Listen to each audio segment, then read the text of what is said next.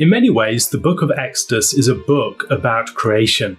It's about the Lord's power over his world, a power that's demonstrated in great and mighty plagues upon all the different realms of the life of Egypt, demonstrating the Lord's power over the gods that claim sovereignty over those particular realms. The tabernacle continues the meaning of creation. As we look through the different elements of the tabernacle, they can be ordered according to a pattern of 7 days.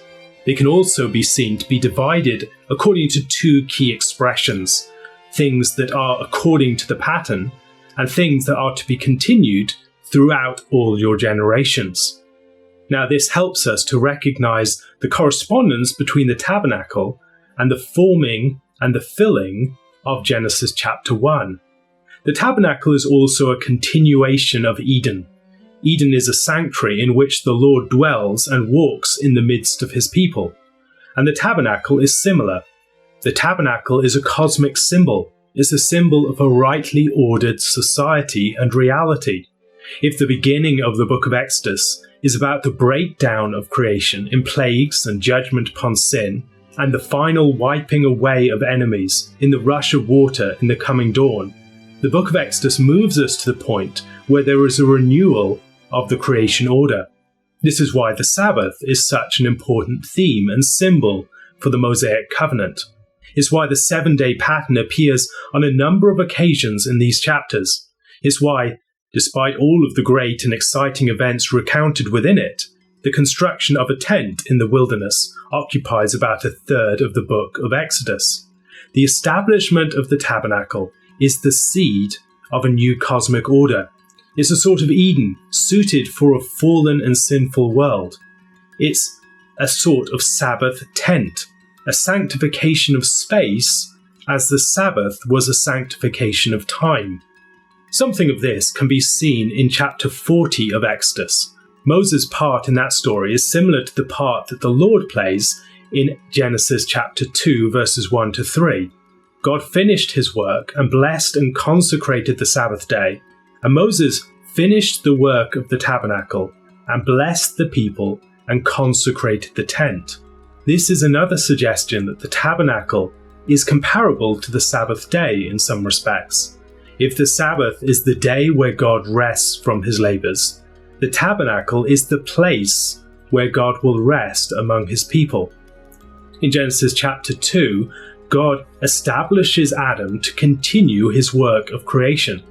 Before Adam's presence, God creates a garden. He plants a garden in Eden, and all the different elements by which this garden is established occur after Adam's creation, presumably with Adam as witness. The Lord is preparing someone to act as a co-creator. As Adam is trained within the garden, given the task of naming the animals, God is acting as a father, training his son in the family business. In the story of the Exodus, this takes a further step. God is not creating in front of Adam. God is giving a pattern to Moses by which he can create.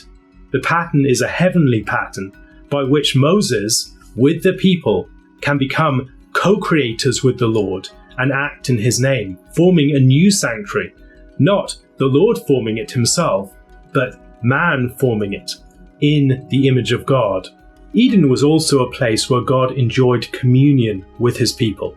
And the tabernacle is similar. The tabernacle is a bridal tent. Israel is the bride of the Lord. The events of Sinai are a sort of marriage. And in the tabernacle, God continues his union with his bride. He travels with his bride in his tent. He takes his bride into his presence and journeys with her. As we move beyond the book of Exodus, we'll also see similarities between the priests and Adam. Adam was given the task of guarding and serving in the garden, and the priests are given the task of guarding and serving in the tabernacle. It's the same language that is used. The tabernacle is a sanctuary that is comparable to the sanctuary of Eden, and the meaning of one is comparable to the meaning of the other. There is a new creation taking place, and the tabernacle is the seed of it. It is a heaven model brought down to earth by which the earth can be transformed. just as Eden was a model of heaven on earth, by which Adam could take his bearings for transforming the wider creation.